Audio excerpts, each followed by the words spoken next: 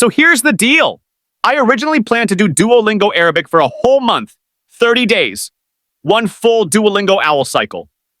But after a week, I came to a realization, one that shook me to my core. 1 week was more than enough.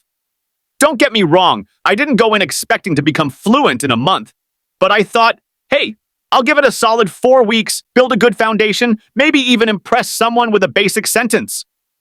Fast forward 7 days and I was sitting there, staring at my screen, questioning every life choice that led me to this moment. Day 1. Arabic is built different. The first thing that hit me like a truck, the alphabet. I knew Arabic had a different script, but my brain was not ready for this. Letters that change shape depending on their position in a word. Calligraphy that looked like it belonged in an art museum. Meanwhile, my Duolingo lesson was sitting there like, okay, now just casually memorize all of this. By the time I got through the first lesson, I had already butchered at least 5 pronunciations and was fairly certain I had just offended an entire country. And don't even get me started on the sounds. There were letters coming from parts of my throat I didn't even know existed. My vocal cords got a full workout on day 1. Day 3, the confidence trap.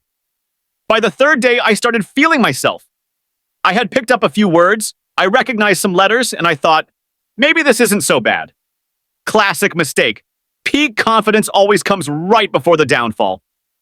Then Duolingo hit me with listening exercises.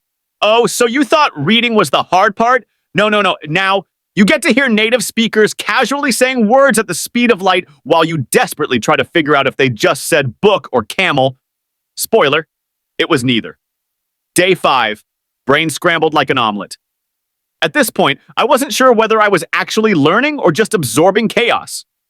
Arabic has this root system where a single pattern can shift the meaning of a word completely, and Duolingo was throwing them at me like I was supposed to just understand. Meanwhile, my brain was like a lagging computer, processing everything at 2 FPS. I'd hear a word, try to recall its meaning, and by the time I figured it out, Duolingo had already hit me with the next question. Flawless victory for the owl. Day 7, the existential crisis. And then, on the 7th day, I rested. Not because I had mastered anything, oh no, far from it, but because I realized that Arabic is not a language you casually pick up in a month. It demands serious commitment, real study, and probably a support group. At the start, I thought 1 month should be enough to get a solid feel for the language. By the end of week 1, I thought 1 week is enough to make me realize I need at least 5 years. The difficulty wasn't just Duolingo's usual chaos. It was the sheer depth of the language, the structure, the sounds, the script.